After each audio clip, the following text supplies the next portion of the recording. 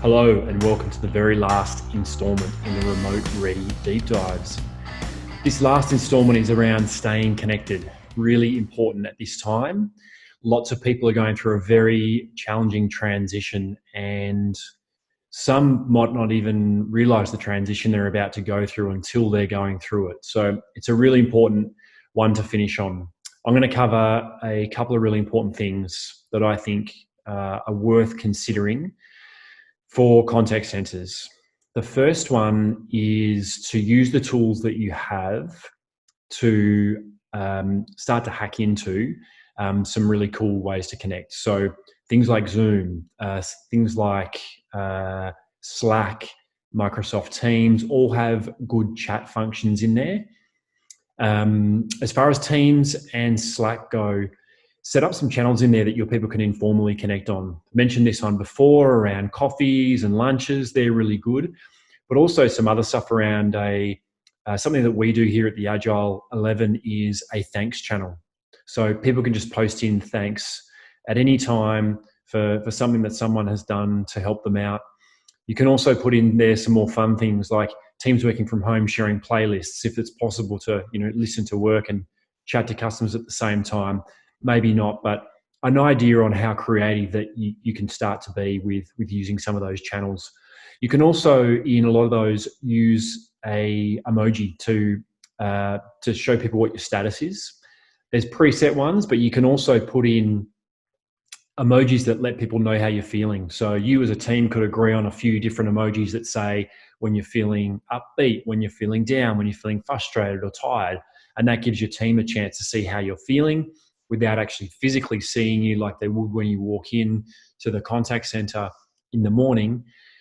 And it also gives people then a chance to reach out. So if you're saying, look, I'm feeling a bit down today, someone can check in and say, hey, do you want to have a quick chat? Let's do a virtual coffee. Let's do a virtual lunch. It's a really good way to try and hack your way around that. The other one is something that we do and works, I think, incredibly well, and that is a buddy system. Now, we use it for developmental conversations, but you don't need to start there. You can set them up as informal buddies to just check in, and the buddies can agree on how that's going to work, set up a social contract between them on how frequently they catch up, what they're comfortable to chat about. And it's a really good way to start informally, start easily, ease your way in, but then progress it to them being able to talk to each other about developmental areas. So you could pair people that have a strength in a certain area with someone who has a development area, and they can work with each other.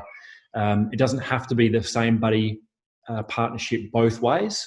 So, for example, I have two different buddy systems set up. One with someone where I might have a strength, and another one where the other person has the strength. So we support each other in that way. It also starts to build the capability within your team not to have full reliance on a leader or a person like a coach. I'm not saying those roles are no longer required, they are, but it's important to build self-management and the ability for your teams to self-organize. And this is a really great way to start to do that. The final thing I'm going to leave on, and is probably the most simplest, and it's been around for a long time, and that's just simply asking someone if they're okay. Just checking in, whether you suspect they're not okay or not. Just, as a leader or a team member, anyone can do this, just checking in and asking if people are okay. So there you have it. That's the final installment. We hope that you really enjoyed those. We hope to bring you lots more value as the weeks and months play out. But please check out all the previous deep dives, check out the guide, and if we can be of any assistance at all, please get in touch.